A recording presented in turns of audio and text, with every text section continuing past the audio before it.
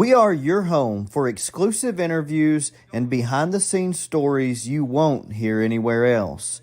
This is all about Kentucky tracks, Kentucky drivers, and Kentucky fans. We eat, sleep, and breathe it anyways, so we figured why not make a podcast about it.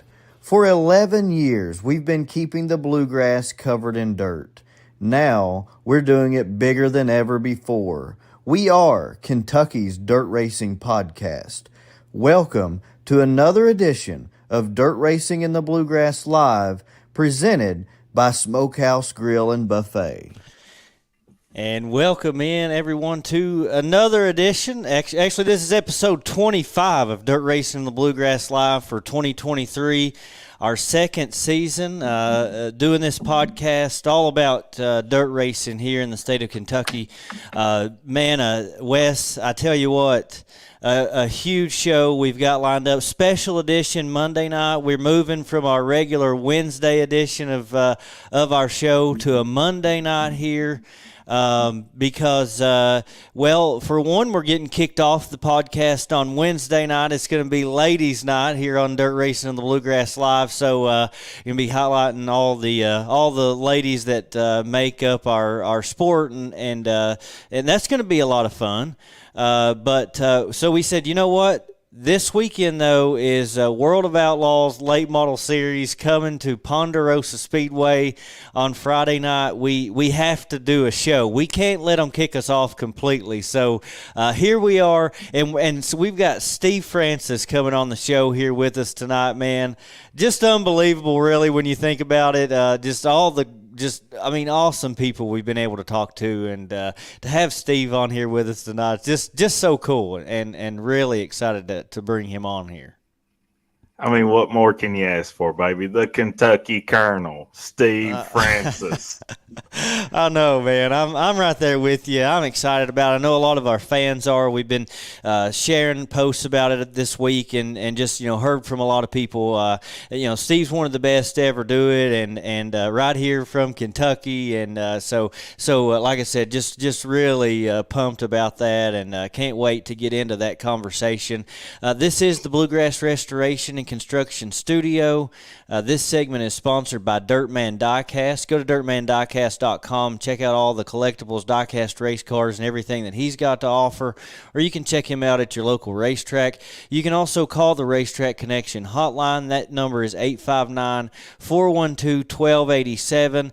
I do want to mention real quick here, Wes, we've had a lot of people on here the last few weeks, record-breaking numbers, really. I want to set a goal tonight. I want our listeners, our viewers, to help us out with this. We've had a whole lot of people, man, several times, close to 200, but I don't think live viewership we've ever got to 200. We get to 5,000 views, 6,000 views overall, a bunch of listeners on our podcast, but I want to get up to 200 people on this thing here tonight before we bring Steve Francis on here, so that's our goal. So please share this out. Get this out to your friends, family, dirt racers. I know there's all kinds of people out there that want to hear what we've got to bring to you here this evening. But Wes, before we get to Steve Francis, we're going to bring him on here in just a minute. I want to quickly recap this past weekend. Our local track, Central Kentucky-wise, Lake Cumberland Speedway was the only track running rare this past Saturday night. I only have one track running. Wes, man, I tell you what, I've done just about everything there is to do in dirt racing, but I had never been an on-track official, which really, when I got to think, it kind of surprised me. So Saturday night, I got the chance to be an on-track official at Lake Cumberland Speedway. But really, when it comes down to it, I think what happened is Hargrove went through every one of his contacts. He needed a few extra hands for Saturday night. He was expecting a big crowd, a lot of drivers. He went through all of his contacts, Wes, including you. And eventually he had no other choice. He got to me. He gave me a call, and I answered the call. So I think, I don't know this for a fact, but I imagine that's probably about how it went down. What do you think? I would say you're probably about 150% correct, because he called me before he called you, and he said, "You can't do it." And I was like, "No." I said, "I've got I got to work. I've got to fish a tournament tonight. I'm out. He said, what about Josh? I said, I don't know what he's into tonight. So we traded phone numbers. So I gave him yours and he gave me Steve Francis. So that's how that worked out. So it's a win-win for all of us. We got the best end of the deal on that one for sure. I think that's how it went. And but everybody I've talked to said you done an excellent job, and I knew you would. And you represented dirt racing in the Bluegrass Live well, little buddy. Well, even if I was the last ditch effort there on Saturday night, I tell you, I mean, no kidding. I had a lot of fun doing it. I really appreciate him letting me do that. Man, I tell you, I have fun doing anything I can possibly do. You know, we both do anything and everything.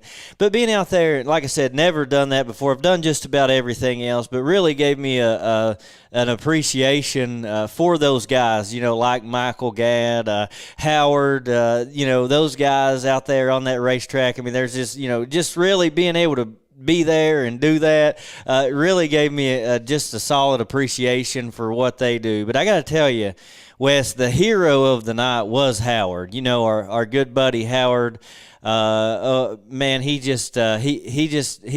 came on. He said, Josh, I'm not going to let you mess up. I'm right here for you, buddy. I'm going to be here all night. You ain't got nothing to worry about. And I tell you what, he had my back. And Wes, I think if Howard's got your back, I think you could go in the roughest neighborhood. You could go anywhere, and you know what? If Howard's got your back, you at least feel safe. If nothing else, you feel safe. And the moment I knew he had my back, I knew I was going to be all right. You was bulletproof, wasn't you? I was bulletproof, absolutely. I really think.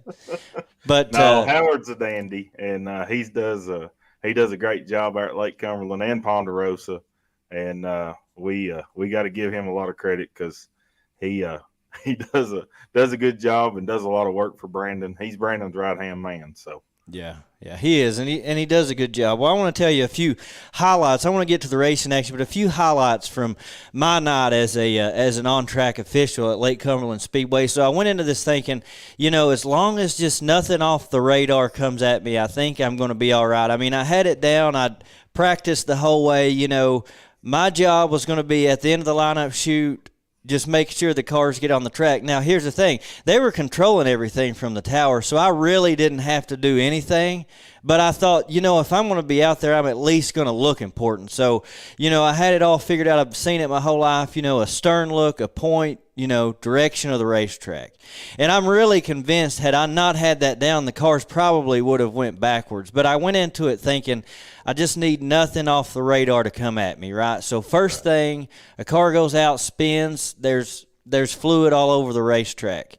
And they're hollering at me on the headset, and I heard it after the third time they hollered at me, Josh, we need you to go get the Dodge and take the oil dry to Howard. So I heard it after the third time, and I'm looking around, and I don't see a Dodge anywhere. I do see a Dodge Durango, and I'm thinking those things are pretty fast. You know what I mean? So be all right, but there's two guys sitting in the Dodge Durango. So I'm thinking in my mind, all right, I'm going to have to go tell these guys, hey, you got to get out. I got to go. And that probably wouldn't go very well. So finally they tell me it's the Dodge pickup in front of the concession stand, Josh. Go get in it and get the oil dry to Howard. So I figure out where the Dodge is, take the oil dry to Howard. That you know, I got it done. So first big accomplishment out there. Well, the second thing is Keith Decker comes around. He stops on the front stretch.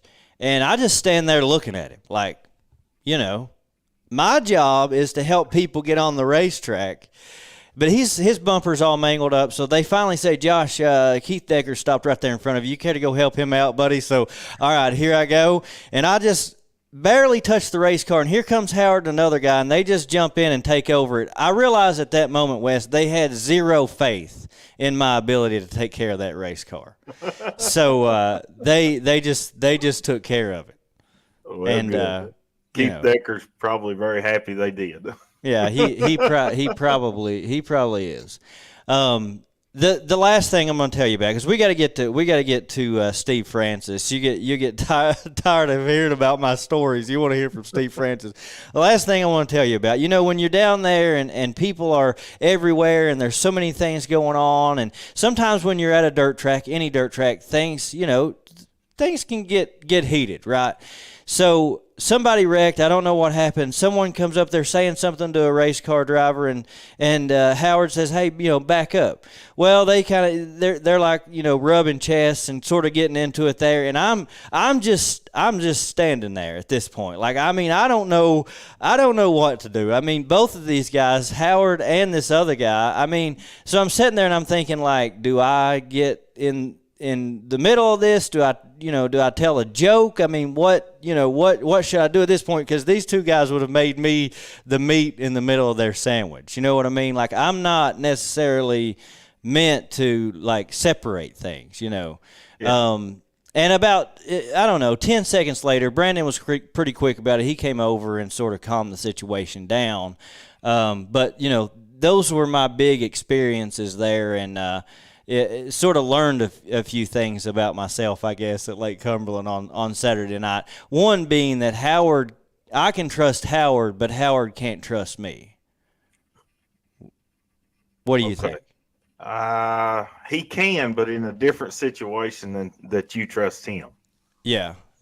Maybe that's an accurate assumption and a good way to look at it too. Yeah. So. Yeah. You got to look at the positive out of it. Yeah. You do. You have to look at the positives. But, Howard's a good guy. I'm glad he had my back. And like I said, had a lot of fun there at Lake Cumberland Saturday, and really appreciate Brandon letting me do that. And I'm always happy to help out in any way that I can. It was fan night, Wes. Even more important than me being a track official, it was fan night.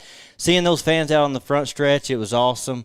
To see, race fans on the track interacting with drivers up close and personal with race cars. I'd love to see even more of that, as much of that as we can possibly do. Jeff Watson won Pro Late Models. Jacoby Hines won Mods. Chase McCorder won Super Stocks, and front wheels and hobbies got rained out. But it was just an awesome track, awesome racing. Cool that they were able to get most of that show in, because there was a threat for weather all day, and so it was really and truly just a good night at the racetrack. Well, sounds like it, man. And I hate that I was busy and wasn't able to make it, and could have helped you, with that on track official work. That would have been really cool to do, and something that maybe we'll get asked to do down the road. At Lake Cumberland or another one of our tracks. So, that would be cool, man. And the pictures and everything I saw, video wise of Saturday night, just looked like a really fun night at the races. Good racing action, good car count, good crowd, and that's what you want to see on a fan appreciation night. Yeah, I'm with you. It was a good night overall, and glad I was able to be there. I'm like you. I wish you could have been there as well. But I know both of us, man. It's hard to get busy, work, and all kinds of things going on, fishing tournaments, and all kinds of fun stuff like that. So we'll be there when we can for sure. Well, let's go ahead and get on into the show. I want to get to Steve Francis. First, we're going to go to just a quick commercial break here before we bring Steve Francis on the Racetrack Connection hotline here with us. So hang with us just a minute. We'll be right back. Racetrack Connection is a social media app designed specifically for racing. On the app, you can find a track, find a driver, review and print track schedules, and use the chat feature to communicate with other fans and drivers at any event. There's even a map feature where you can locate racetracks all across the U.S., plus many other features, all for free. Download the Racetrack Connection app today. Donnie Kaufman used to say, "It's good enough to make your tongue slap your brains out, honey." That's what we think about the home cooking at Smokehouse Grill and Buffet in Berea. Choose from the delicious options on their home-style buffet and salad bar, or order from the full menu. Not to mention their desserts and some of the best breakfast you'll ever eat. We promise you'll never be disappointed with this racing family-owned business. Visit their friendly staff and grab a bite to eat. located just off exit 77 in Berea. Hi there, I'm Alan Feldhouse Jr., head basketball coach at Madison Central High School. Here at MCHS, we have built a winning team. And I'd like to tell you about another local winning team, family-owned and operated Bluegrass Restoration and Construction. They specialize in roofing, general construction, and home maintenance services. Just like on the court, you need a team that will work together to get the job done. And that's exactly what BRC does. Give them a call at 859-353-1133. Road Tribe. And welcome back, everyone, to the Bluegrass Restoration and Construction Studio.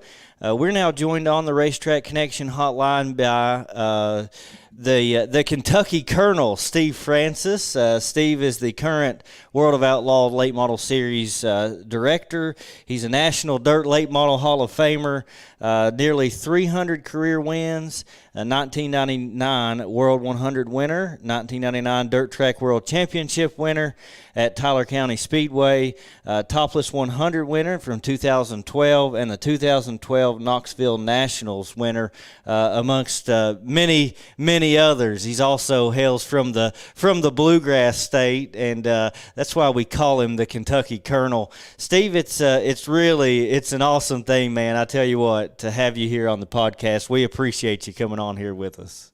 I'm glad to be here. Ponderosa is kind of a special place to me. It's the place I got my first big win, and to be able to bring the largest event ever happened at Ponderosa back to that racetrack is kind of a neat deal for me.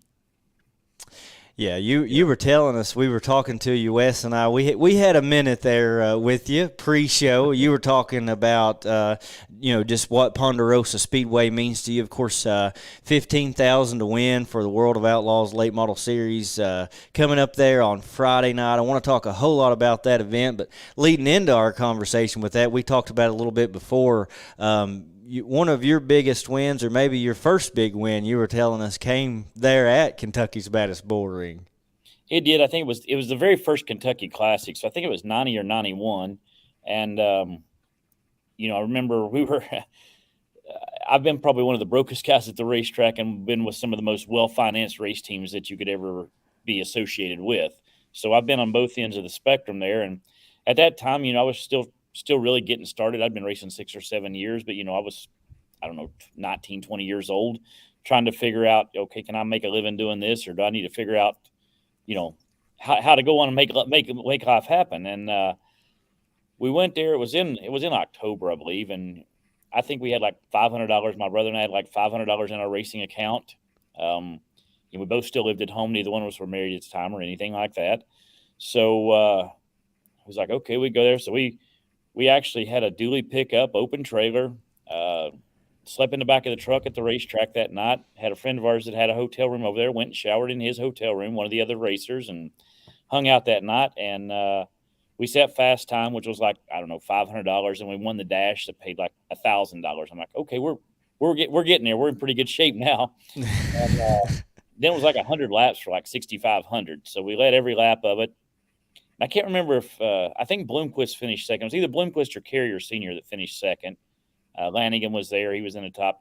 Back in the day when you went to Ponderosa on a Friday night, you would have, Steve Smith, Darrell Lanigan, myself, Scott Bloomquist, Skip Arp, Eddie Carrier Sr., Paul Flystretcher, and I know I'm missing a lot more other names and things like that. That's just off the top of the head trying to remember 30 years ago. Yeah. Well, some big names that we've heard a lot about, throughout the years, and really legends in our sport, for sure. Many of them that you just mentioned being Hall of Famers as well. So it's cool to hear all those names and all that taking place there 30 years ago at Ponderosa Speedway. I'm interested to know, like I said, we're going to talk more about the big race coming up, but I'm interested to know, thinking about that night at Ponderosa being your first big win there, so many big names,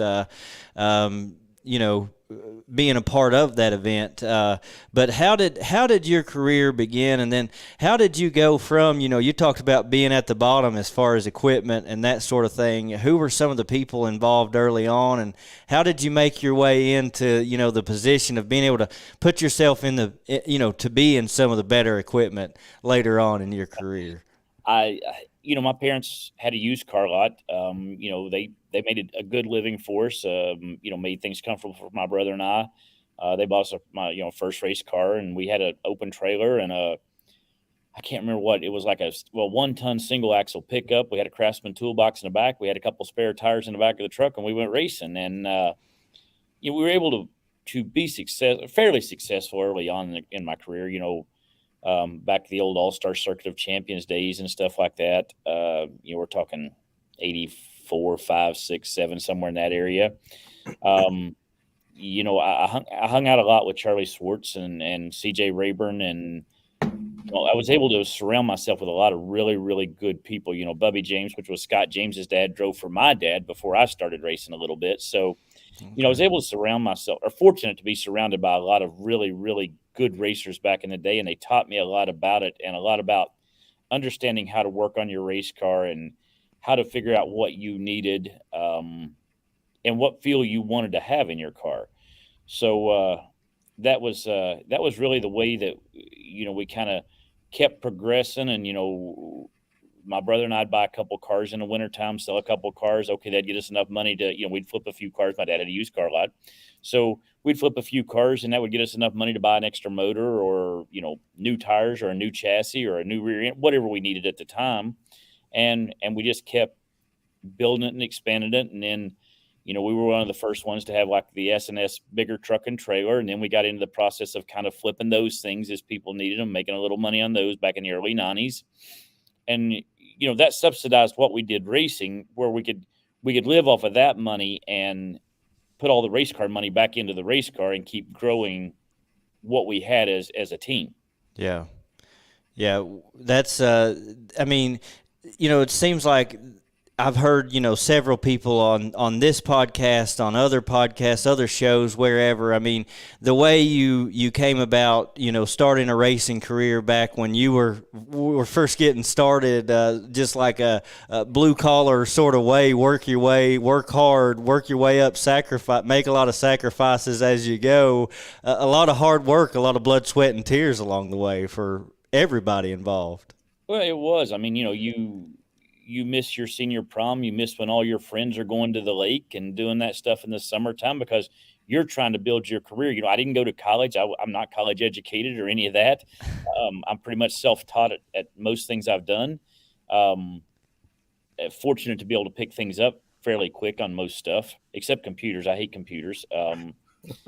So, we were able to keep advancing and keep advancing and keep advancing. And, now, back in that day, you built a lot of what you had. You bought your car from CJ Rayburn or Ed Howell or whoever back in that day, but you still built all the bodies and everything like that. Where now, everything's laser cut. You go pick it off the shelf and put it on the race car. Mm-hmm. The technology, is way different now. Any major chassis builder now can give you a set of numbers on a spring smasher, and that's going to get your race car relatively close. And, it's up to you to just do the fine tuning. Where back in that days, I can remember going from the leaf spring cars to the coilover cars to a leaf coilover style car to a straight 4-link car, to the swing arm and cantilever cars that Rayburn built. So, wedge cars to small bodied cars, and all those things, you were required to do a lot of stuff. It wasn't readily available to just go get it back in that day. Yeah.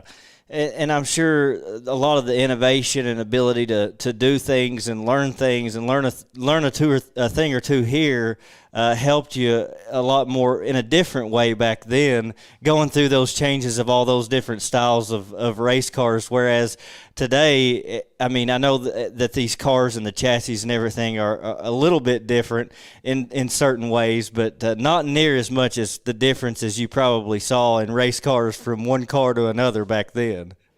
Well, back in those days, you went to the World 100 and you pretty much knew, let's say 1990, you knew one of about, even though there was 220 cars, probably one of about 20 guys was going to win it. Yeah. I'd say that number is, now we've got 90 cars or 110 cars there, but there's probably 50 of those guys that can legitimately win this race now. Right. Yeah. The big difference from then to now is the being able to go buy what you need has narrowed the field or expanded the amount of guys that can win a race. You can go get good technology. You get a good crew chief. You get those things. It can speed. Back in the day, Charlie Swartz always told me it takes 7 to 10 years to learn to drive a dirt late model. From the time you sit in it to the time you feel like you've kind of learned to do it all is 7 to 10 years. Well, that time frame now is probably 2 to 3 years, at maximum 2 to 3 years. Yeah. Yeah. So, yeah, definitely a big difference between you said it before. You said you may not have even been alive. I was alive through most of it, but I was young. I see it in pictures and a few videos out there. I've always thought it would be cool. I don't know if you ever think about this, Wes, but anybody else watching here with us tonight, but I always thought it would be cool to be able to travel back in time, even if just for a day or two, and sort of be a part or be a fan of that era. Anyways, I think it'd be fun. Oh yeah. A lot of people, and I don't mean to interrupt you, Wes, but a lot of people think the golden era was, some say 80s, some say 90s, some say 2000s, some say now. So when I kind of took this job that I currently have with World Racing Group, I watched a lot of old videos, and there were a lot of good races. Don't get me wrong, there was a lot of great races then. But you go watch one of them and kind of go watch what happens now, and it is a different level. We're talking a lot about Ponderosa, Brownstown. They both have that's our next 2 races. We go to Ponderosa on Friday, Brownstown on Saturday. Yeah. And those 2 racetracks have so much history back through, we've talked about the Ponderosa group, but then you talk about, CJ Rayburn. He's very connected to both ends of, Ponderosa, from Casey County originally, raced at Brownstown, his home track most of his career.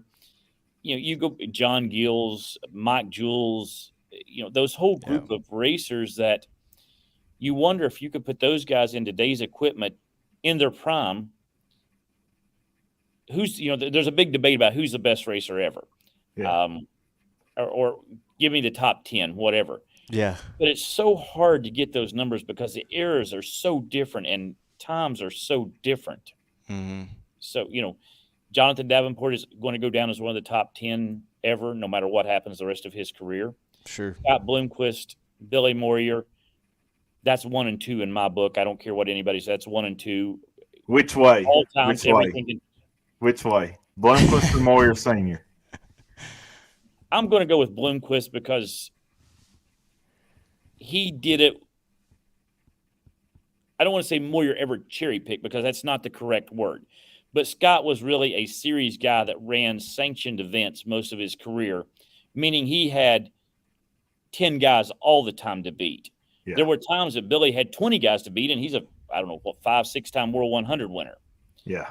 And I don't know who has the most wins or any of that stuff. I don't know any of that. But they're in that area.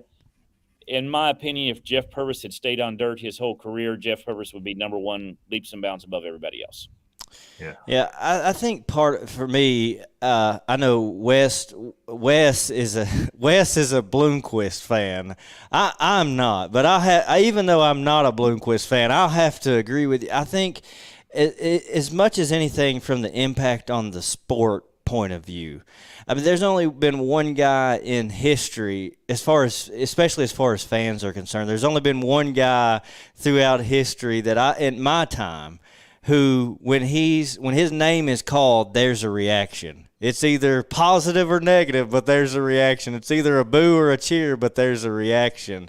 And I think as much as anything, I think you have to give the nod to Bloomquist for as much as his accomplishment, as much as anyone, more than anyone, but for his impact on the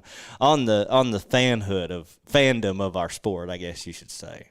I'm probably with you. I'm probably going to give Scott the nod, but boy, if it ain't awful close. I mean, you could. Yeah. That's almost a tit for tat right there. After that, I don't even know where you could go in the numbers. I mean, there's, you can go to Buck Simmons, you can go to Charlie Swartz, you can go to Larry Moore, you can go to Jonathan Davenport. The list really gets really blurred at that point, in my opinion.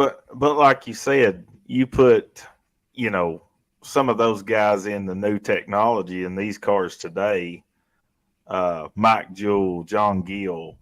Let's see what they, in their prime, with the technology of today's sport, what could they accomplish if they had all that? And then vice versa, putting Davenport and Kyle Larson and putting those guys in the cars that you all started out with in the 80s and 90s, just seeing the differential. Yeah. Well, everybody wants to always give a percentage of, is it race car or is it driver? And I was always a 50-50 guy through my career. I felt like it was 50-50 most of my career. You had to have a good car and you had to be a pretty good race car driver. It's probably a little more skewed toward the race car being better now. But that being said, a good race car driver, in my mind, still knows what to do to that car to at least make that car competitive. Exactly. So, you again, I know I'm kind of arguing both sides of the coin here, but both sides of the coin need to be argued because there's legitimate points to both of them. Yeah. Yeah. I agree. I can see what you're saying, though, too. You can see it. I mean, great race car drivers are great consistently, throughout their career, no matter what they're in and changes that come and all those sorts of things. Kyle Larson can wheel a race car anything he jumps in. It has to have something to do with Kyle Larson at the end of the day. I know he's in good equipment, but not just anyone could jump in that equipment and do what he does. Agreed. So. And especially jump in at once every 6 to 8 weeks and do what he does. In my mind, probably if you're going raw talent and including everybody in the world that raced, Kyle Larson, Tony Stewart, AJ Foyt, top 3. Yeah. We're kind of ranking people. I don't know I don't know what order you put those 3 in because, again, AJ Foyt, completely different era. Yeah. Yeah. This guy won in NASCAR. He won in IndyCar. He won in Sprint Car. Tony Stewart did the same thing. Kyle Larson did the same thing. Yeah. Overall ability and that's made it all the way to the big leagues, them's the top 3. Yeah. All time. I agree with you. And now Tony in a even drag in car. Yeah. He's still winning in that. He's just motorsports, whatever. Yeah. He don't care. As long as he's in a race car, he's set. He's just a gearhead, but I mean, and Ben Petrie says equipment definitely makes a difference. I agree with the jockey on that one too. It does. It definitely makes a difference. It certainly does. But it's also fun watching drivers do more with less. I always enjoy watching someone be able to do that, even here at the local and the regional level, national, wherever it is. It's fun to watch. We got a lot of guys around here like that. Well, back to your racing career for just a second here, Steve. One last question for you. Honestly, do you miss driving a race car, and was it hard? Was it a hard thing when you decided to give it up? I had really I was that guy in my mid-late 30s. That was when we were really winning a lot of races and everything like that. And I had said at 45, you would never, ever see me at a racetrack again. And I actually drove race cars till I was 49 years old, and I retired. I got out in 17 at 49 years old. Mm-hmm. I have not sat in a race car. Well, I take that back. I've sat in one race car since that time. And Mikey Marver wrecked at Wheatland, I don't know, a year or two ago, hurt his back, stowed his back up. He said, hey, don't let him hook this record in. Get in it and drive it to the pits for me. I'd sat down in the car. The floorboard's all mashed up in the car. Pedals can't move. I get back out of it. Only race car I've sit in since I got out of the car at Charlotte. Not even sit in another race car since that time. Yeah. So do I miss driving it? I probably would still like to get in one and just go, test or something like that. I'm not interested in competitive racing at this point in my life. Yeah, and now I have a lot of friends in Australia. I've been very fortunate. I've been there 12 times, had a very successful career in Australia. I've got a lot of friends over there that are asking me to come back and run 4 or 5 races in Australia. And we might go back to Australia this year one last time and do that. Not sold 100% on it yet, just the timing and depending on how schedules work and things like that. But I would like to go back to Sydney and Perth and run 4, 5, 6 races and then hang it all up completely. Yeah.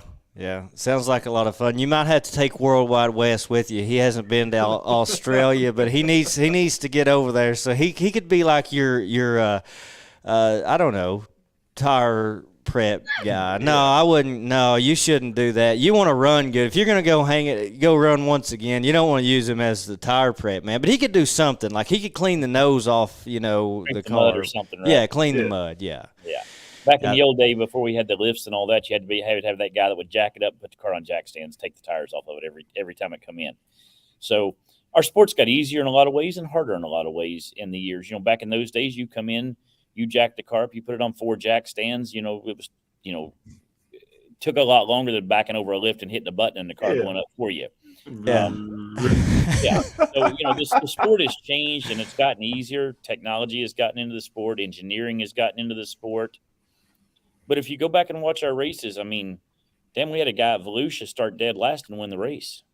Yeah, I know. Yeah. How can you – I think that's the only time in World of Outlaws late model history that's happened. Wow. Yeah, I didn't realize that, yeah. I think the furthest back anybody started before that was like 21st or something. So that's really neat. We're back to Ponderosa, though. There's something I did want to touch on that a lot of people don't know is when I won that first race, that first fall classic, it was the first big event my mother-in-law and father-in-law had ever promoted. Oh, okay.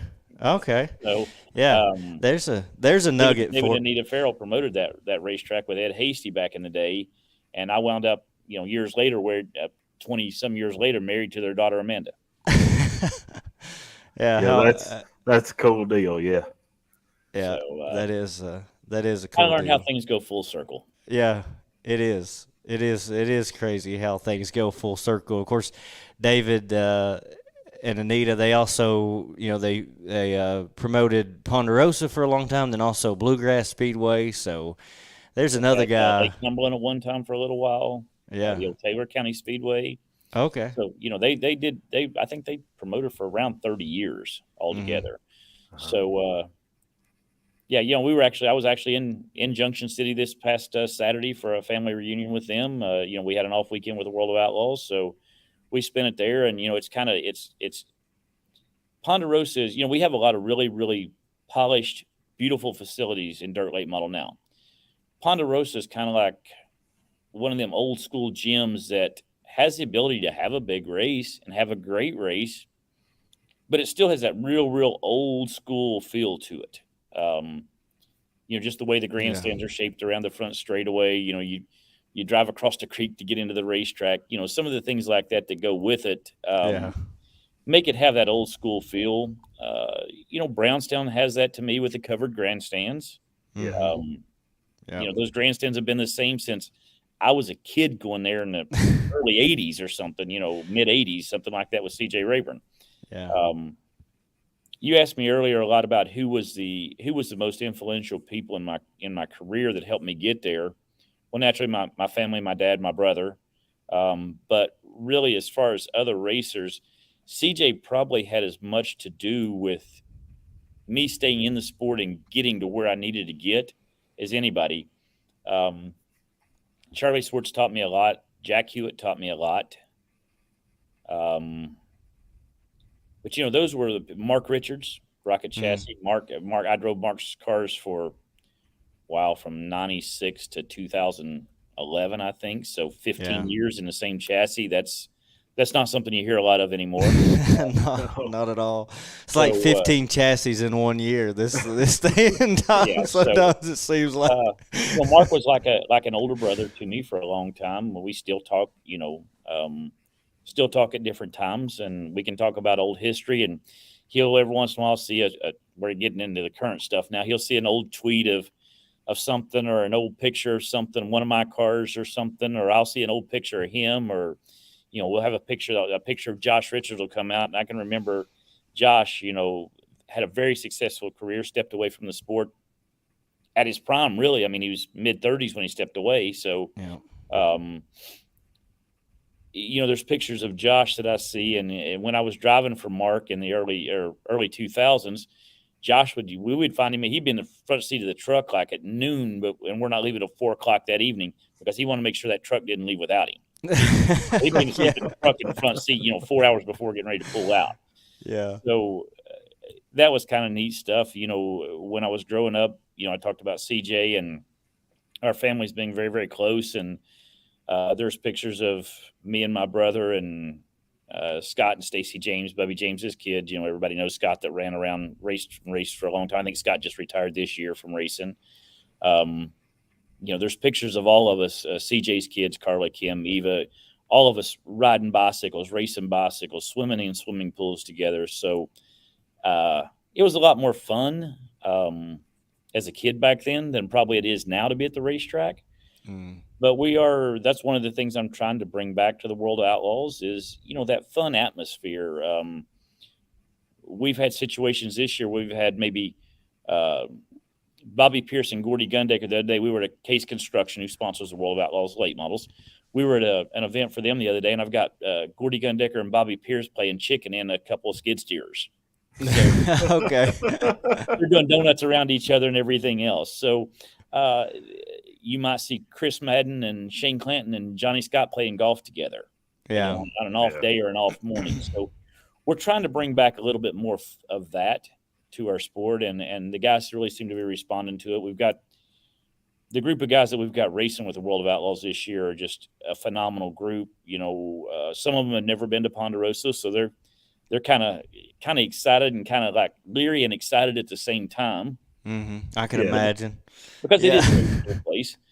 So we're going to bring Bobby Pierce, Chris Madden, Ryan Gustin, Kyle Bronson, Brian Shirley, Shane Clanton, Dennis Erb, last year's champion, Kay Dillard out of Texas, Johnny Scott out of New Mexico, Gordy Gundecker out of St. Louis. Some of the old school racers remember Kevin Gundecker. Well, Kevin's just going into the Hall of Fame this year as Gordy's dad, Gordy and Trevor Gundecker's dad. So our group of guys, and I'm not, that's not everybody in our list. We have 16 guys that have followed the whole tour so far. I think we have 4 rookies still running. Nick Hoffman is leading the rookie chase right now and already has a couple wins. So, I'll put that group of guys up against about anybody, anywhere. It's a unique group that a lot of people at Ponderosa have never, ever seen.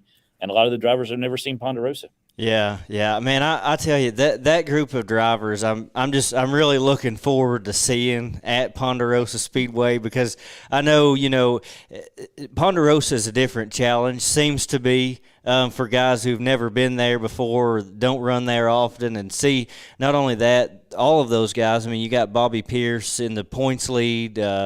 But I was looking earlier, Madden, Gustin, Hoffman, Bronson, Shepard, all within 100 points of each other. So there's also an ongoing points battle with the World of Outlaws. It's crazy this far into the year that it's that close. And Ponderosa and Brownstown this weekend going to have a lot to say about that points battle. So that's going to be interesting to see too. Yeah, it is, and we're really excited about that. We looked at actually adjusting and working on the points battle or the points system, to make it easier to make ground up. But at the same time, man, if you're successful, you're making ground up. Tanner English is probably another Kentucky racer. Has probably been the most snake bit guy this year. He's shown as much speed as anybody all year long. He was leading at Mason City, Iowa a few weeks ago, and him and a right car rubbed and cut his right rear tire down. I was he's had that kind of year. He was leading that 50,000 we had at Talladega short track, 50,000 to win, and just a restart chose the wrong lane. Just by dumb luck, just chose the wrong lane, and Brandon Overton got by him and won that event. So, the group of guys we got there and the talent level that they have is something we're really proud to bring to every racetrack. Yeah. We're excited. We're excited to be there Friday night and to see that talent. With those names, it's going to be so much fun. Paducah and Ponderosa, the 2 Kentucky tracks on the World of Outlaws Series schedule this year. Man, Ponderosa, one of our home tracks. We're excited about it. I do want to mention real quick to our fans, we've got a lot of people on here, so I want to give you guys a chance real quick. If you have a question for Steve Francis while we have him on here, go ahead and put those in the comments, and we'll try to get to some of those before we finish up the show. But we've talked a lot about already what we're going to see on Friday night, who we're going to see. But real quick, I just want to ask you, because you finished up your driving career and basically transitioned into a position within racing.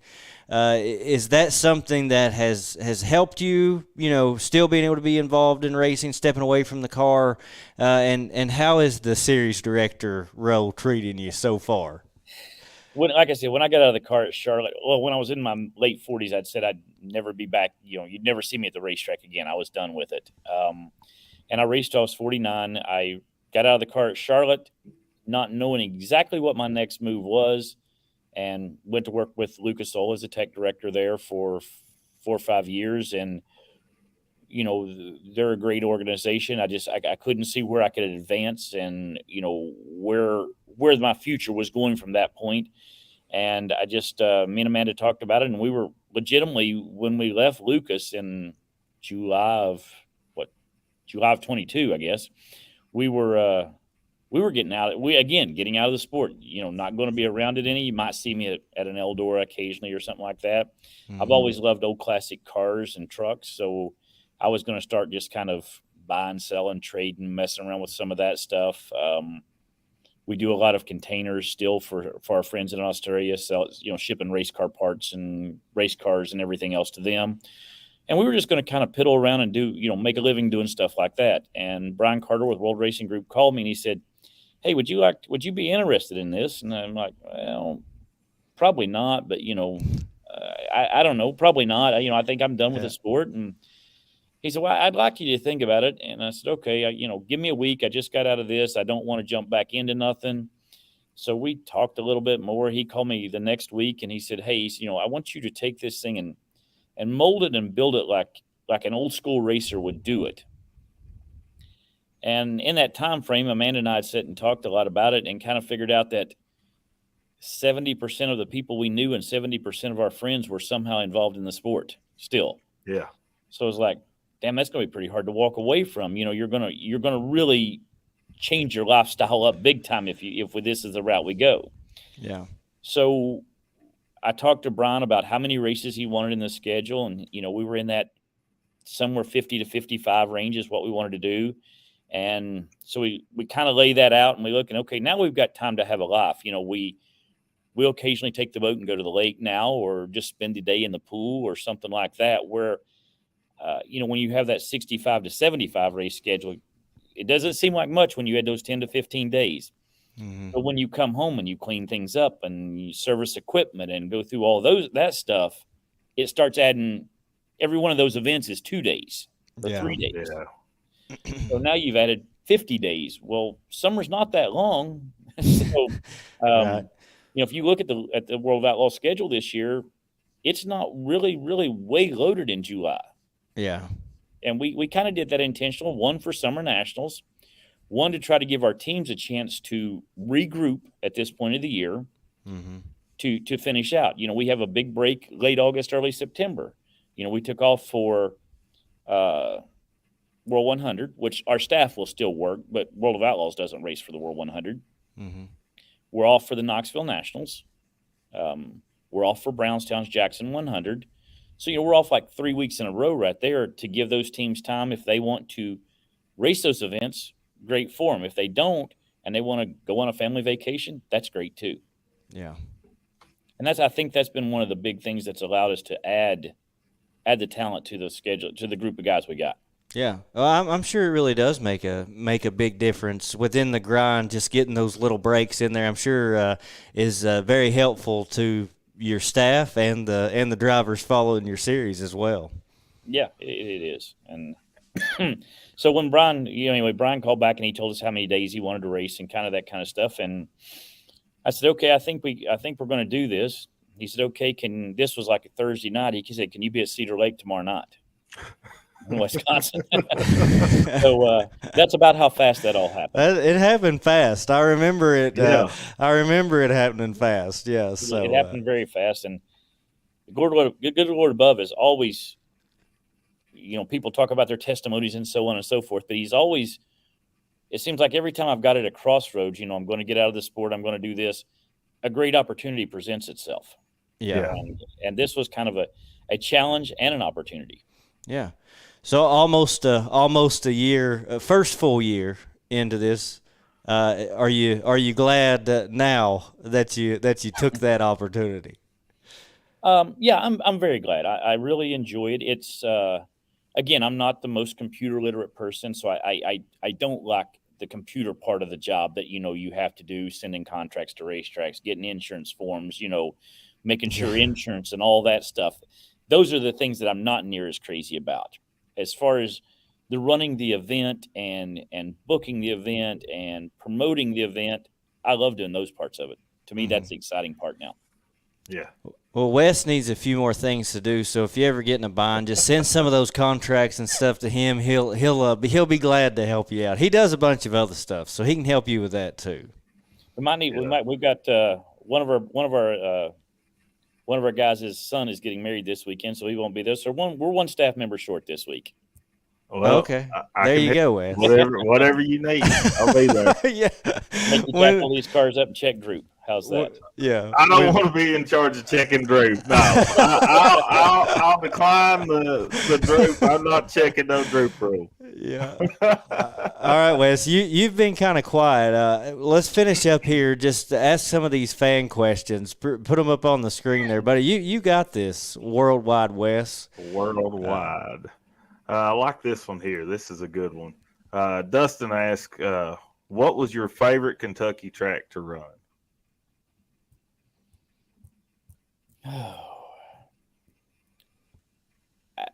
I hate to say, I've got to say Kentucky Lake because we were so dominant at Kentucky Lake. I think I walked out of there in the few years it was open, I walked out of there with $750,000 probably and didn't race there 20 times total. So that place was just really, really good to me. Yeah. Josh, did you ever get to watch a race there at Kentucky Lake? I was going to say I've never had the opportunity. I never had the opportunity to see a race there. Really, I hate that because I've saw it on videos and some other things, but I never got to see it in person. I was fortunate enough. I think it was a spring break when I was going to college at Eastern.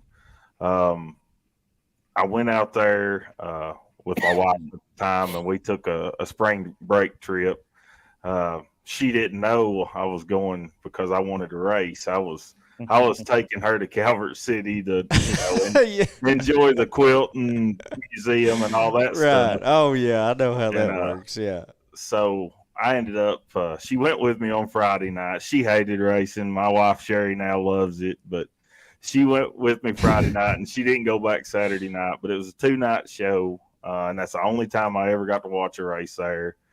Hated to see it shut down, but the facilities was awesome. The track was just a unique place, and it was cool because you got a lot of Kentucky drivers would make the haul out there, but you got all of Illinois would come down and race there. So that particular night, you had a lot of Arkansas guys that come up for those races too.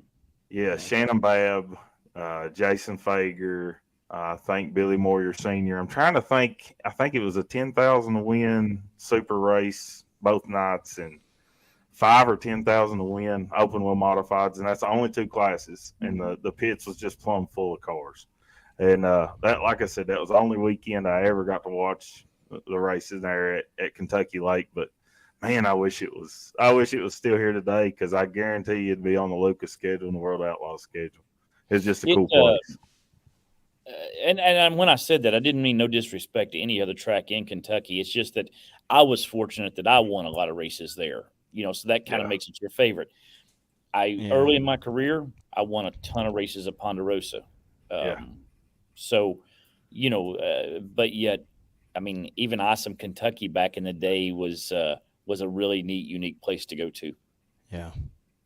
Well, the only thing I took out of that conversation is Wes's old wife hated racing. He's got a new one. I like Sherry a lot. He's a smart man. That's what I take away from that whole spiel.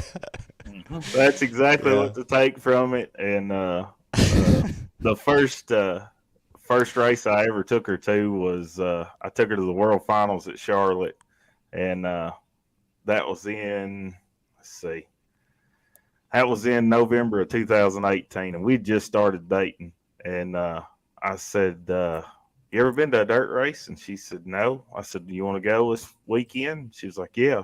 So we loaded up and went for the whole World Finals, and that was just a really cool experience to take her there. And I'd already been 2 different You years. made it pretty hard to up yourself after doing that. You got to ease into that, because if you take care of something like that, you see sprints, late models, and big blocks. It's kind of you set the bar pretty high. Well, what that really was, that was a full weekend interview right there. She just didn't realize it, but he was just seeing how things were going to go. So and she passed the test with flying colors. The funniest thing of it was we're up there, and I took her around and showed her everything, and we start watching hot laps. And I said, "All right," I said, "pick you a driver." Well, she watches all the late models come through, and she said, "I really like that red, white, and blue #1 car." I said, "You would pick Brandon Shepherd." I said, "He's going to win the points this weekend." But no, she loves racing, and actually proposed to her at Smoky Mountain, Tennessee Tip-Off Classic a couple years ago, and she didn't have a clue that was happening. And that was very special.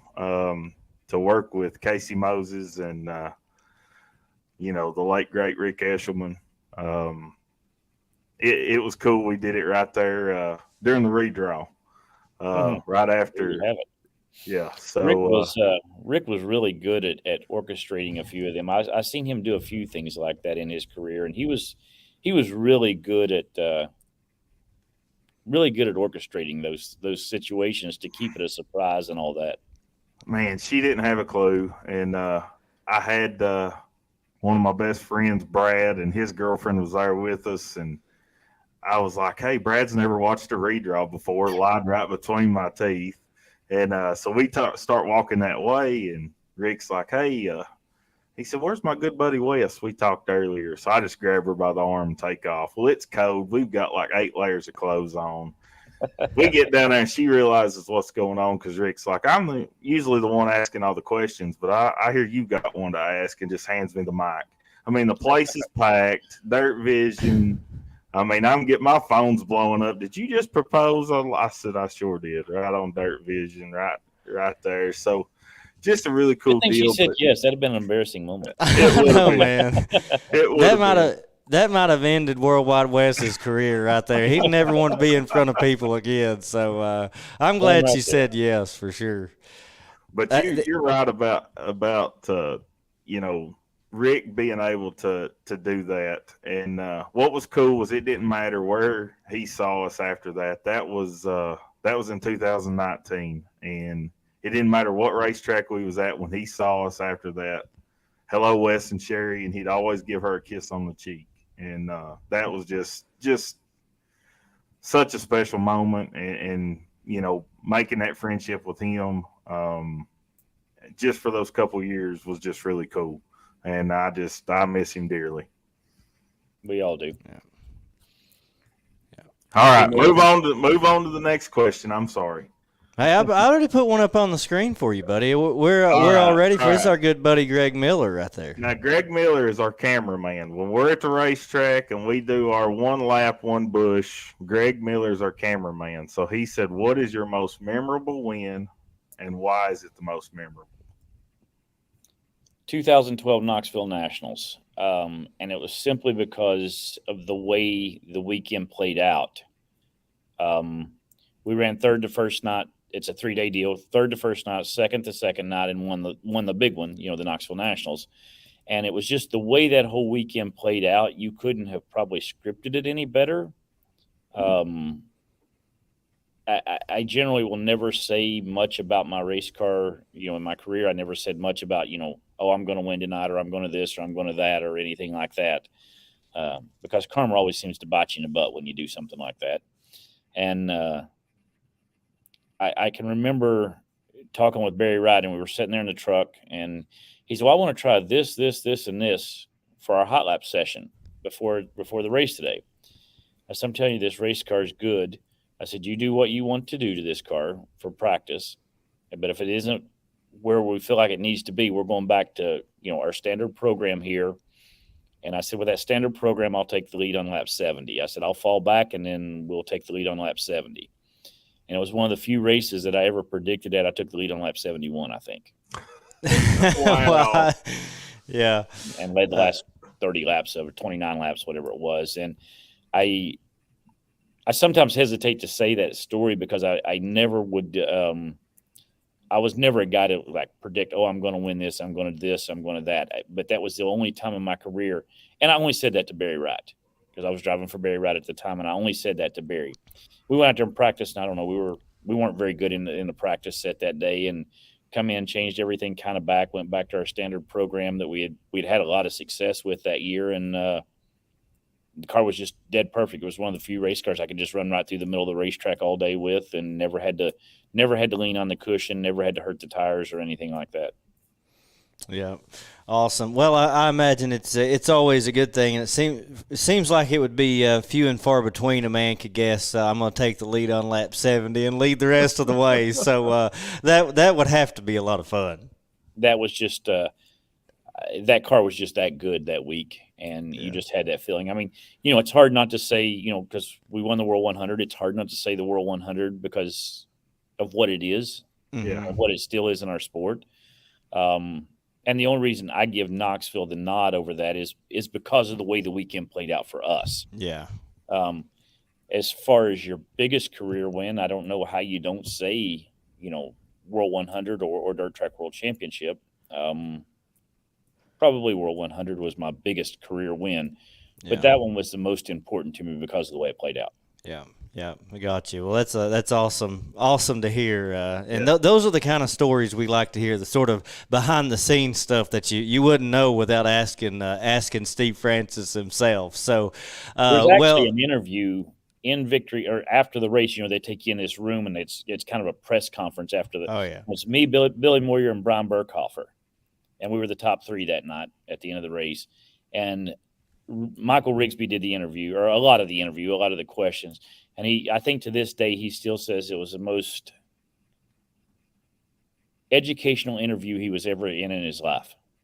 Because basically they had me, Moyer, and Burkhofer, and we had a bullcrap session about the sport and where the sport was going. Not really about Knoxville and the race, but about the sport and where the sport was going. And that's I'll what have we to check want that to hear. out. Yeah, we'll have to look that one up. Yeah, we need to check that out just to see. From 2012, they were sitting there bullcrapping about where the sport was going. We need to see just how much they, how much of it is taking place. Yeah, in 2023. That Moyer would be the only one of the three of us still driving race cars. Well, that's correct. Well, that is. He got that one right. Yeah, he is. Yeah, correct on that one. We wouldn't have predicted that one at that point. Yeah. I gotta say, it's still really cool to see him at a racetrack wheeling the car, and would love to see you and Berkey back in one. But yeah, yeah. I mean, I think there's a potential you might see Berkey drive a race car every once in a great while. I haven't talked to Brian in a year or so, but I don't know. That it was really cool to see Moyer get a win. I think Fairbury or Farmer City a few weeks ago, he got a win. So, hopefully Scott's able to come back from his surgeries and things like that and get him another win. Yeah, I hope so. I hate to. You always hate to see when guys hang it up. Like you said, when you hung him up, I was like, he'll be back, and you never came back. So. I did see Daryl Lanigan. We're talking about Kentucky, guys.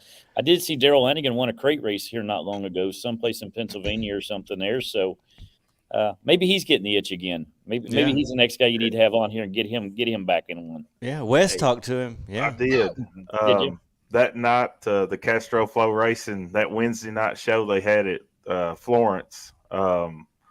He was walking in. I was there early. My wife had class in Louisville. She's going back to become an RN. She's a nurse. She's a LPN right now, and we got out of that early and we drove on up. So I drove the Durango through through the pits, and we were there early. And I said, "Let's run to the Waffle House and eat. We're going to do everything a little backwards." So we ate at the Waffle House before the race, and got back over there. And we'd made our rounds. We'd paid, and got our pit passes, and we come walking through, and here comes Lanigan carrying a little duffel bag.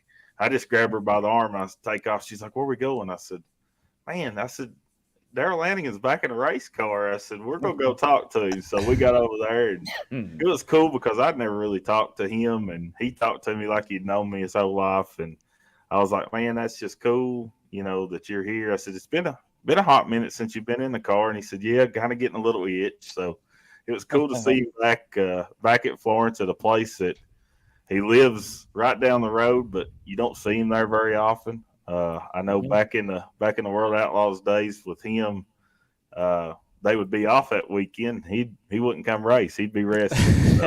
Yeah, that plays into that. You got to have a break sometime. Right. You really do. Right. You're talking about Florence.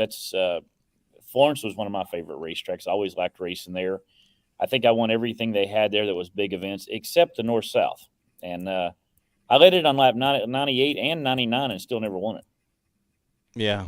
Yeah. So that's kind of the one that I never got. That if you could say, what race did you not win that you wanted to? That's one of the ones that just because it's in Kentucky and so on and so forth. And I ran so well at Florence to not win that race. Yeah, I know, man. Like there was a long stretch there. Even doing dirt racing in the Bluegrass, we would always sort of keep track of it, and we've always tried to focus on Kentucky drivers. And there was a long stretch there where a Kentucky driver hadn't won the North-South 100, and you were always in it. And like you, it was like our best bet right here is Steve Francis, and you were so close. It's like, man, I just wanted to see you get that one because that's our biggest, late model race of the year. It's the North-South 100. I wanted to see you get that race so bad, and hate that I it wanted never to win that happened. one too so bad, but it wasn't in the cards. And again, I have no regrets about stepping out when I did. Yeah. Yeah, I get it. I do. Well, last question here. We'll end the fan questions. We'll end the questioning with this, Steve. And we'll make this our hot topic for the podcast here tonight as well.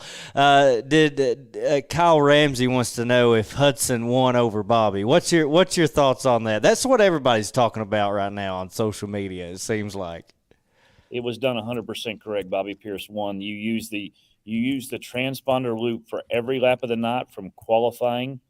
Every scoring lap is done by the transponder loop. Yeah.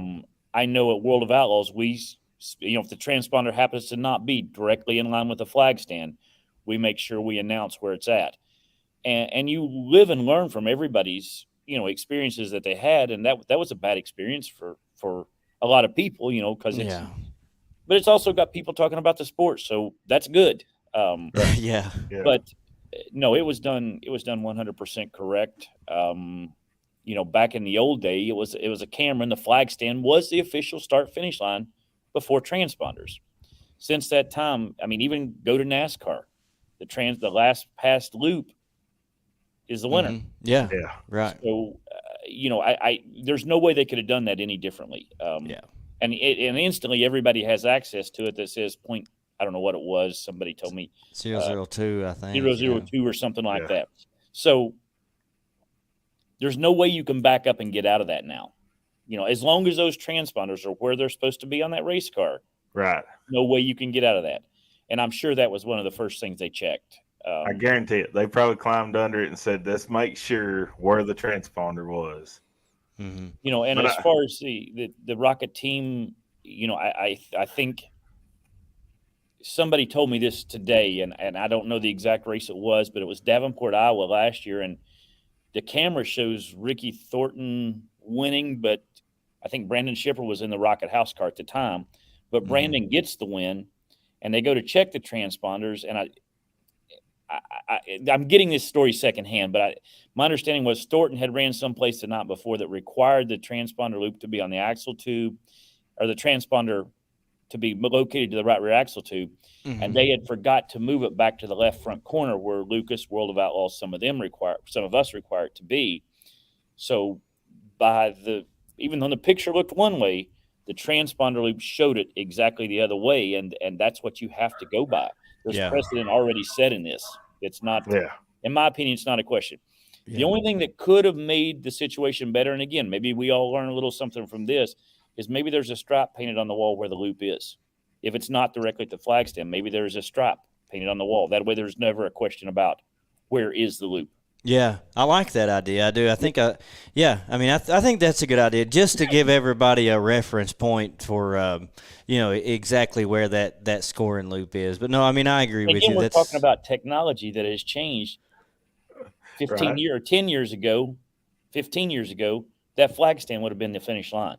Yeah. But really, most of these loops and racetracks now are buried about 8 foot before the flag stand, because when they first went to them, they were put on the right rear axle tube, because that's a very central location in every race car. Yeah. So technically, that 10 foot should put the nose at the flag stand, and when the rear end passes the loop. Okay. That's why they were put about that 8 to 10 foot or 10 foot or so before the flag stand. Okay. Well, now everybody's figured out you kept getting them knocked off the right rear axle tube, losing transponders, left front bottom frame rail where the frame and the bumper meet. Is become the standard location for most sanctioning bodies now.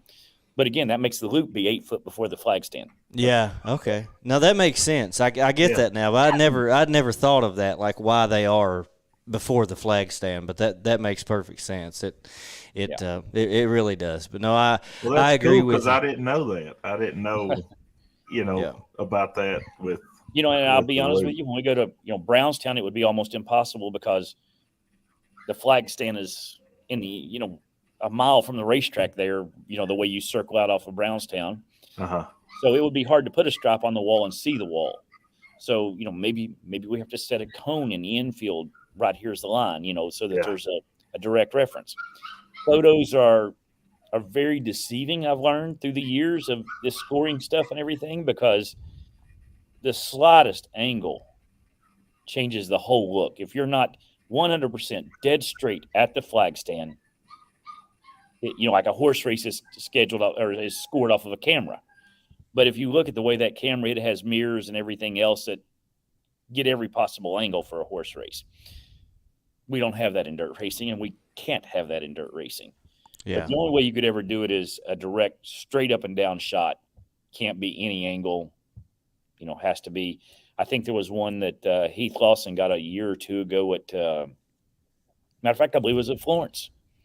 And it was the same type deal, like almost like a .00 something. But in the camera picture too, he happened to be dead at the start finish line. And you could see that the transponder didn't lie. The transponder can't lie.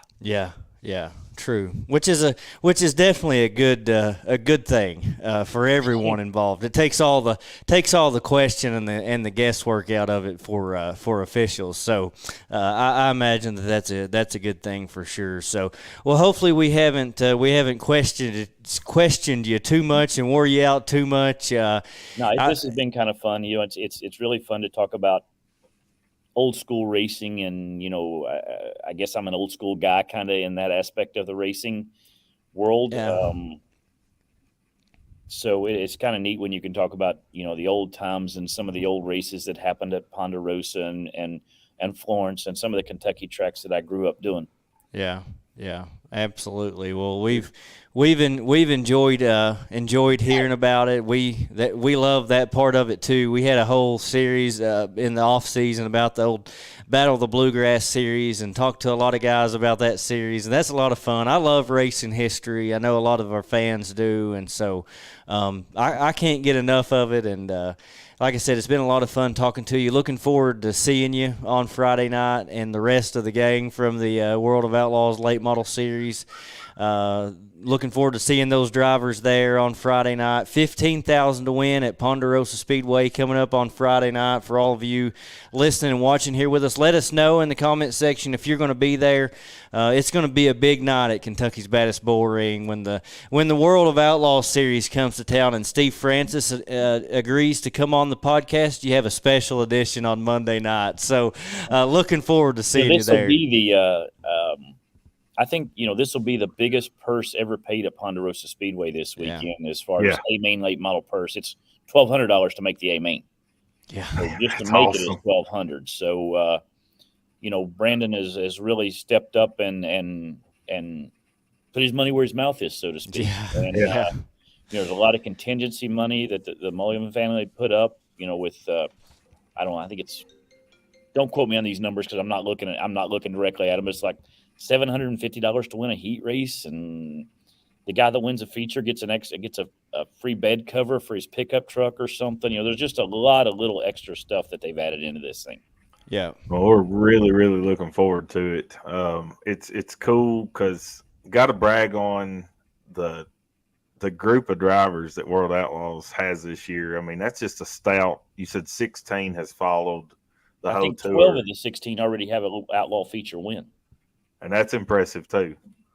So, and you look at the 4 guys that hasn't, they've been beating on the door. So just cool to see those guys come to Ponderosa. And like you said, a lot of them haven't ever been there before. And it's cool to talk to these guys when they get out there and they're like, can you compare a track that you've raced at to Ponderosa? Not at all. It's like no other. That's what they always tell us, and it's just really cool. It is, and you generally, when a guy comes to Ponderosa, he either gets it or he don't. There's there's not a lot of middle ground there. I know we're going to add Mikey Marler and the Rice boys and some of that into that field. So Michael Chilton, I'm sure I haven't talked to Michael, but I'm assuming he would be there too. So definitely looking forward to a good stout field of race cars. Yeah, should be awesome. It's funny you talk about Ponderosa. I asked Randy Weaver one time. I said, "What'd you think of Ponderosa?" I don't like it. I'll probably never be back. But I only remember him running it one time. So I mean, it's you either like it or you don't. That's just kind of one of them things. It is definitely a driver's racetrack. We all talk about our race cars and how good they need to be, but Ponderosa is old school and uniquely shaped enough that it's one of the places that maybe your race car doesn't have to be perfect to win. Mm-hmm. True. Yeah. Because you can change your line and make your race car be better there. Your entrance into one, both with a D shape down the front straightaway, how you leave turn 4, whether you drag the outside fence or the inside tires. Right. There's so many options to change things there in your driving style to help your race car. Yep. Yeah. And that's really cool to watch. You watch the drivers and they all run it a little different. Like hot laps, they're all trying to find that groove and see what how their car works the best. And they're all running, like you said, either, running that inside tire or running that outside wall. It's just a unique place. Yep. It is that. It's a fun place to race. It is, yeah, and it's going to be a lot of fun on Friday night. Like I said, thank you for taking your time to come on here with us and help us preview this big event, 15,000 to win. Like I said, Friday night. I'm sure everyone listening is going to be there. I would almost put money on it. So I think it's going to be a fun time there at Kentucky's Baddest Bull Ring on Friday night. Haven't met you in person. Did you get over your 200 number that you wanted to be over? We didn't quite get there. We were close, but we'll take it. We were close. We'll work on it for next time. We'll set that as the goal. The Steve Francis 2.0 maybe next year before. Sounds good. Yeah. All right. Well, thank you, buddy. The Kentucky Colonel Steve Francis joining us here. It's been a lot of fun. Thank you, guys. Thank you. We'll see you on Friday night. All right, man. Just like I said, a lot of fun there. Being able to talk to him, just a great guy. You said when you called him, first, and just had a conversation with him on the phone. It was a good conversation, and so good for you, man. Getting all these guys on here. Look at you being Worldwide West. It's just really cool, man. You look at the drivers and promoters and series workers and the people we've had on here, announcers, the list goes on and on. It's just cool that they'll take the time to come on our little dirt racing show here and spend an hour and 15 minutes with us. And we just gotta give them big shout out for doing that, and just really cool. Yeah, no, I agree with you 100%. It's an awesome thing. It's honestly one of those things I never expected at this point. This so soon in that we would be able to have these guys on here, and really cool of them to be willing to do that. So hey, I want to mention real quick, we've had a couple people say they're going to call the Racetrack Connection hotline.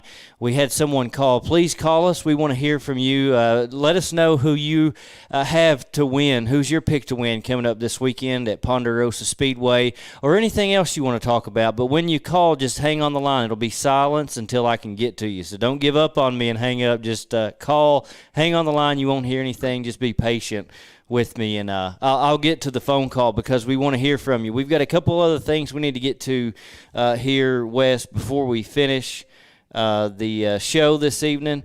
One being we're going to pick the winners. We've got a couple of events coming up this weekend. Of course, we've already talked about it, Ponderosa, World of Outlaws Late Model Series. We're going to pick that one, no doubt. But also want to mention real quick, because we've got the ladies takeover on Wednesday night. They'll talk about it then as well. But we've also got the Tommy Lanham Memorial coming up this weekend at Rockcastle. It's Hall of Fame night at Thunder Mountain Speedway. So just a big weekend of racing overall. But we'll pick the winners between Supers at Pond and Crates at Rockcastle to finish up the show here. So we'll get to that in just a second. But before we do, let's go to the Racetrack Connection hotline. And we've got somebody on the phone for the first time in a long time, Wes. Go ahead. Let us know, first of all. Let us know who you are. You're on Dirt Racing in the Bluegrass Live. Somebody on the phone for the first time in a long time, Wes. Go ahead. Let us know, first of all. Let us know who you are. You're on Dirt Racing. Hey, hello. Yeah, go ahead. You're live. You're on Dirt Racing in the Bluegrass Live. Tell us who you are. This is Robert. This is Robert Robertson. I'm with Ponderosa Racing. Yeah, buddy. How's it going? I think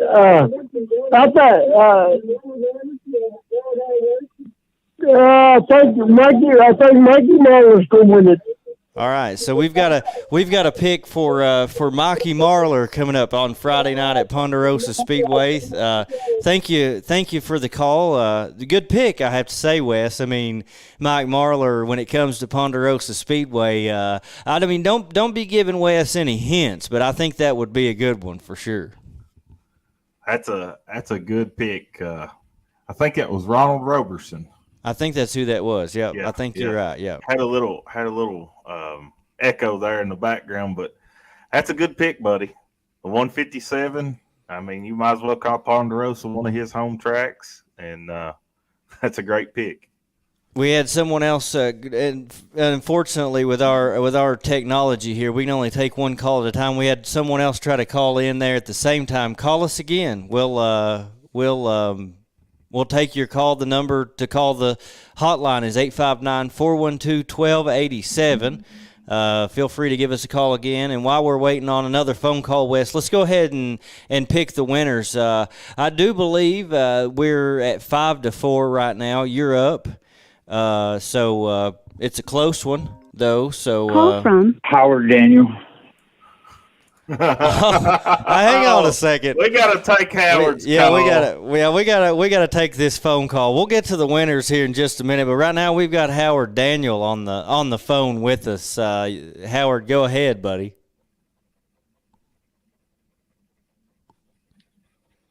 Hello, Howard. Oh, I had him muted. All right, go ahead, Howard. You're live. Hey, you're just doing everything you can to keep me from being on the show, aren't you, guys? Here, let's talk to Howard and then mute me. I see how you are, bud. Thanks a lot. I'm sitting here talking for 5 minutes. Nobody heard a word I said. I was talking about how great of a job you did, and look, you're not even going to let me tell the people. No, I got you on here, buddy. Go ahead and tell them. No, if you're talking about me, I'll let you talk.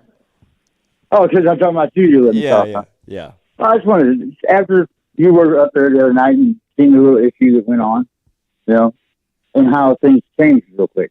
How they go to Brandon and they let him know that how terrible we do of the job we do and how we trust them. But he didn't also say that he threatened to take me out of the parking lot and whip me and all that stuff. Prior, they changed all that. You got to think we got a hard enough job trying to get through. We look at all the other tracks; they don't pit on the infield. Yeah. So you don't have all the people in the way when you're trying to get your car wrecked and stuff like that. I know. Like we do. Or you don't have all the people mad whenever their driver don't win or when they get in a wreck. But you don't know how many times a night I got guys come up spitting in my face, cussing at me. It's like, we're all grown men here. Well, you can only cuss me so much. Yeah. But the good thing about it is, the other night you were there, you got to watch and see how it ain't just me being, a psycho, crazy maniac going after people. No. Tell the guy just back up, let me do my job, and then he's going to take me out and whoop me in the parking lot. And then whenever Brandon walks over, your guy was cussing me and shoving me around. And I'm like, yeah, really? I was like, that never went that way. Well, I'd rather go to the track and be able to sit on the tractor and watch the races and have a good night. Yeah. You can ask all the drivers there. I go around, I give everybody hell. I love joking, cutting up with everybody, teasing people. That's much better of a night for me, Yeah. and then getting all worked up and wanting to go out and fight somebody. But, like I said, you don't want to be cussed at so much and have somebody come up and spit in your face so much as they're screaming and, flailing their arms around your face. No, I get before it. you lose it. I get it, Howard. And I tell you what, buddy, I totally understand it completely. The good thing about it is it's a racetrack, so I think at the end of the day, everybody can walk away and we'll move on to next Saturday, and that's the good thing about being at a racetrack. But I tell you what, there's no one. I know Brandon the same. No one will doubt you're the best to do it, buddy. And like I said, I was told when I started there, this is how it is. These are the rules. Everybody follows. I show no favoritism. Now, I do got some drivers I joke around with and talk with more than I do with others. I do show favoritism to one driver. I'll admit it openly. Number 00 in the crate division, little Creed Watson. Now that one there. If anybody messes with him, we might have issues. But other than that, I'm straight across the board with everybody. I show no favoritism. I was told this is the way the rules are. This is how you got to follow them. Now, if you come to me with something, talking like a civil human being, I'll do everything I can to find out what the problem is and see if we can straighten it out. We know you are, buddy. If my guy was wrong, then I'm going to stand on your side and tell him he was wrong. That he made a wrong call. But also, the call was right, and I got to stand there and tell you you're in the wrong. But if you come and talk to me, we'll get anything solved. But don't come cuss and scream and want to fight. Because I'm definitely not the one to back down from an argument.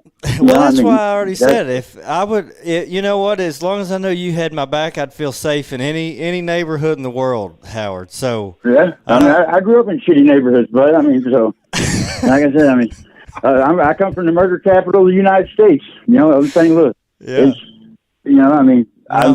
I'm not going to back down from anybody. I don't care if you're 7 foot tall and 300 pounds. I'd rather do it the other way. Yeah. Talk it out. I'm getting too old for that fighting anymore. No, I believe you. Even if you win, you wake up sore the next day, so it's no fun. But I just want to know. When I was 17, 18, fighting was great. But what if I had a race car? What if I had a race car, or Wes had a race car? Would you have any? Maybe just a slight bit of favoritism toward us. I'm just gonna let you know now, Wes. I'd black flag him every chance I got. But I'd probably look the other way on a couple things. We might let you get away with some stuff, Josh. But Wes, we bust him as much as possible. I appreciate that. We're done. Well, we're brothers. You go on these bass tournaments and don't even ask nobody to go with you, bud. So yeah, you got to understand, Wes. We're brothers now. We've both we've been on track officials. Josh was in the trenches with us the other night, so that's right. He knows how it is. Yeah. You were out just lollygagging around underneath an umbrella, fishing. Did you win at least? No, I didn't win. He finished. He finished Howard, last. I've been in the trenches with you too when there's about been some knockdown drag out fights at Lake Cumberland. I've been right there with you several times, probably closer than Josh was. No, hey, I turned around. Josh was right there behind me. I stepped on his shoes when I tried to back up. Hey, I will tell you. I swear. I wish there was a picture to prove it. I stood right there the whole time. I swear I did. Like a little. Oh, he was right behind me. Like I said. And that guy, like I said, I wasn't trying to argue. I was just telling him, back up. I'm trying to get this car. It's on the track. I'm trying to do something. Why are you over my shoulder cussing? And he tried to whoop me and do everything underneath the sun to me. And then he says I threw him across the the winner's circle and all kinds of stuff. Come on now. I mean, I will go that way quick, but I try not to. You know, if you come, that's why I'm getting on here. Everybody that's watching, you know, if you come to me with any problem, I'll bend over backwards to try to solve it and figure out what we can do to make things right. Yeah. But if you come at me cussing and tell me how you're going to slap me around, and I'm the one you'll have to show it to, because I won't back away from that. You know, I mean, we know not right in the head, I guess. We know you. We know you would, Howard, and we've all got your back, I'm buddy. I'm a fun-loving guy. You know, I try to have fun up there. Yeah. We've got to get to pick the winners, Howard. We're going to let you. Who's going to win this weekend? Yeah, Ponderosa. Who's got it? Late models, we're going with Chilton if he shows up. Okay. All right, so that's going to be Supers at the Pond. All right, one more. I'm going to give you one more before we let you go. Crates at Rockcastle, Tommy Lanham Memorial. Who you think wins that one? If Watson's there, he'll take that one. All right, so we got Howard's got Chilton and Watson are off the board. All right, there we go. So he's got first pick. Howard, thanks for calling us tonight, man. We've got your back. And whoever wants to let me drive their car, they can put me behind the wheel anytime. No, you've got to work. You got to work, buddy. You ain't got time to drive a race car. Thank you for calling, buddy. Call again. All right, thanks, guys. See you, buddy. See you, buddy. All right, so Howard Daniel, I've been waiting on him to call. He keeps saying he's going to call, so we finally got him to call in to Dirt Racing at the Bluegrass Live. It just couldn't come soon enough. He told me he was going to call. I said, buddy, go right ahead. We're just waiting on you. So glad to have that.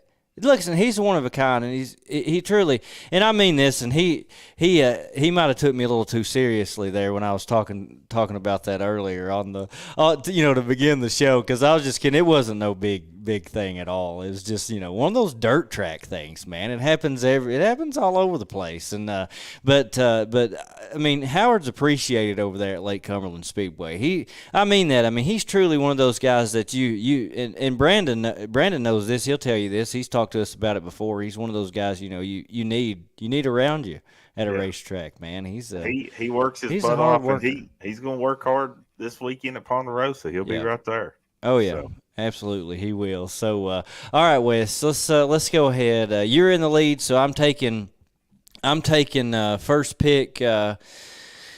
Ponderosa Speedway, World of Outlaw Supers. Man, I tell you, this is a hard one because the World of Outlaw guys are going to be tough. And then you throw in like Roberson picked Marler, so he's off the board. Chilton's off the board, so we can't take either one of them, man. I'm going to have to go with Chris Madden's used to and he's good on the red clay. I don't recall ever seeing him race at Ponderosa Speedway, which kind of scares me a little bit, to be honest with you, just because it's one of those places where it seems like guys who don't have a lot of laps there struggle. But I think I'm going to go with Chris Madden. I think he gets it done at Ponderosa and inches a little bit closer to that World of Outlaw points lead Friday night. I was doing a little research today, as I always do, right before the show. I'm trying to think. I think World of Outlaws has been to Ponderosa 2015, 16, and 18, I believe. Something like that. That would have been a good question for Francis. But I couldn't get a word in edgewise because Josh was being motor mouth. Blame it on me. But anyway, I don't know.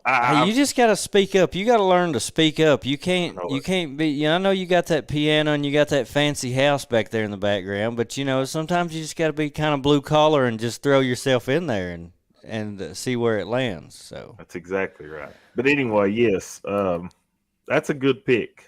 Going with Madden because he is good on the red clay. That's a very good pick. Yeah. Let's see. So I guess it's my pick, and this is tough. This is really tough because you got to favor in the guys that's never been there before. Then you got the veterans that are running the series that's been there, several times, and then you got to put the local and regional guys in there. So that's three different categories of drivers, and I think it's going to be a really, really good field of cars come Friday night. Yeah, I agree. Oh, I mean, if World of Outlaws brings 16 regulars with them, right, and then who knows who else is going to show up, right. throughout the state and in the region. So, all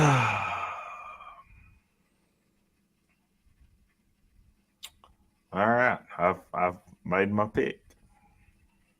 Well, come on. See, this is why you can't get a word in. Come on, spit it out. Let's go. You got me on edge here. You got. I know it. I'm doing it. I'm doing it on purpose. All right, let's go. I'm going with the points leader. I'm going with little Bobby Pierce. Okay. Get the win. There you go. So nobody. This is kind of surprising me. You talk about a regional, a local guy who here lately hasn't lost almost anything. He showed up with Josh Rice. I mean, Dustin Linville's already said he's going to be there. A lot of guys you left on the table there, Wes, to go with Bobby Pierce, who doesn't have many laps at Ponderosa at all.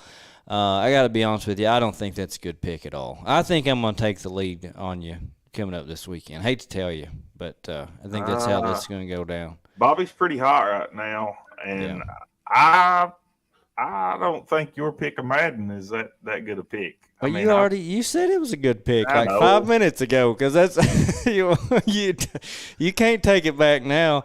Well, that was supposed to have been towed off the air, but I tried to make you look good but no, I don't. I'm going with Bobby. All right, there you go, All Bobby. Right. Bobby Pierce. Final answer. Final answer. Pierce. You can't even phone a friend. All right, here we go. I don't have to phone a friend. Crates at Rockcastle. I'll give you first pick. Since I took first pick at Ponderosa, I give you it's a big one for you and your family. Tommy Lanham Memorial rescheduled from a couple weekends ago from the rain out. So yeah, it was scheduled for Saturday, July the 1st, and unfortunately was rained out because we was all ready to go that night. But the 4th annual Tommy Lanham Memorial, Rockcastle Speedway.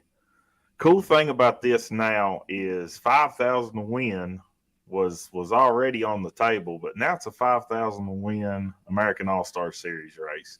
So that right there even puts a little more on the table, because you bring that series to town and you bring those series racers. It's going to come from Kentucky, Tennessee, Georgia, North Carolina, South Carolina. So that's just really cool. Indiana. So you give me first pick in the crates? Yeah, go for it. Well, I'm going to stick with my original pick that I picked on the week of July the 1st. I'm going to go with the Rooster, Dustin Linville. Yeah. To win the crate race. He's been really good in it this year, and actually won that weekend at Thunder Mountain. Won the 3,800 that you went and got to cover that race on Saturday night. And I tried to get the win. You wouldn't give me that win, even though I picked him for the weekend. So actually, I'm up 6-4. No, you ain't, because you didn't pick the crate winner at Rockcastle 2 weeks ago. Listen, I mean, we were standing there at Richmond Raceway like a month ago, and my pick didn't show up. I'm like, Wes, can I just pick again? Because my pick's not even here. Nope. So you think I'm going to give you a break? It's not a break. No. He won. They didn't race. I know they didn't race, He but won at didn't. Another local track. He didn't win that race, Wes. That was a pick for Rockcastle crate late models. All right, you get another chance though. You're right. He did win. He won at Thunder Mountain, but he didn't win at Rockcastle. But good pick. I will say, unlike your pick there at Ponderosa, Bobby Pierce, Dustin Linville is a good pick Saturday night at Rockcastle. I'm going to go with one of the guy that I told you afterwards I wish I would have picked him because I wasn't sure whether or not he would end up showing up there. He's already got a couple feature wins at Rockcastle Speedway this year. AJ Hicks, American All-Star Series is something else we forgot to mention. It's kind of a late addition to the show. So, I mean, you're going to have Josh Dietz there. I Well, mentioned it shows you how wasn't little paying no attention. shows how little I listen to you. But yeah, I mean, a lot of those guys, Josh Dietz, and those guys that follow the series, throw that on top of. But I think when it comes down to it, these local guys, I mean, Jeff Watson. There's a lot of names you could throw out there. Yeah, But Jeff Watson, Logan Walls, Dustin Linville. If you got to look and see if Justin Ratliff shows up. No, I don't know if he'll race Rock Castle or if he'll go to Brownstown and run with the World Outlaws. I don't know. Yeah. So, just with our local guys, they put on a heck of a show in the Pro Late Models at Rock Castle. Then you throw in American All-Star Series, bring their guys to town. It's going to be a heck of a show on Saturday night at Rock Castle. Yeah, I mean, I agree with you completely, and I'm really looking forward to the weekend. It's going to be busy for us, Friday night at Ponderosa, Saturday night at Rock Castle, but, man, it's going to be an awesome weekend, and, can't wait to be at both places. Love going to Rock Castle, just so much fun there, and love those folks, and like I said, Rock Castle Speedway is going to be a lot of fun. I'll tell you something else that's going to be a lot of fun, Wes. Wednesday night on the podcast is going to be ladies' night. Now, we're kicked off, but guys, listening, watching, you can come. Please do. Support them. Get on here. I want it to be one of the biggest nights we've ever had on the podcast. My wife, Sarah, is going to be hosting along with Sherry, Lanham, Wes's wife, Shauna Jones, and Amanda Hasty is going to be on here. Hobby stock driver. She's asked number 19. She's asked before she wanted to be on the show. I'm like, you know what? Perfect opportunity right here. We're going to make it an all-ladies show. So they've kicked us off, but be on here Wednesday night, please. I'd love to see 200 people on here for a live show on Wednesday night. Blow our numbers out of the water. Yeah, Sarah's excited too. Yes. Yeah, Sarah's hoping for 5. But I want to make it 200 because that would just be a lot of fun. So be on here, hang out with them. They're going to talk about all of the normal stuff, preview some of the races coming up, talk about several of the ladies' involvement, race car drivers, crew members, crew chiefs, like some important fans that we have who follow our show. Well, no, I won't be playing the piano in the background.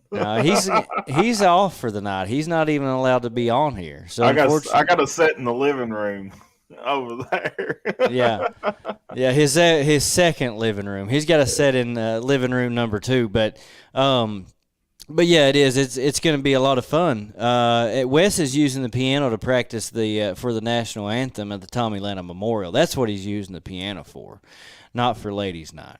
Right. So, but yeah, like I said, just going to be a whole lot of fun. And like I said, don't forget also